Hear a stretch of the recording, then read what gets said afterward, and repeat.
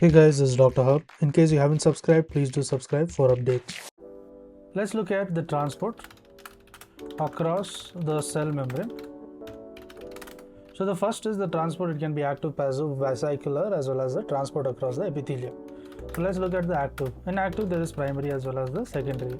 So secondary is again divided into the counter transport and the co-transport. Co-transport means it is import and the counter transport is the antiport. So next is the passive. So under passive, what do we have? In passive, there is diffusion as well as the osmosis. So diffusion, it can be simple as well as facilitated, and the non-ionic diffusion is also present.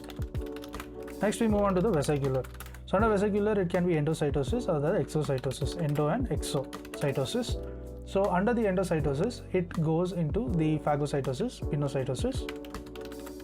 pinocytosis, as well as the receptor mediated, clathrin mediated. That is clathrin mediated. Next, transport across the epithelium. Transport across the epithelium. Transport across the epithelium, it includes the transcytosis. To learn and grow daily like this, please do subscribe.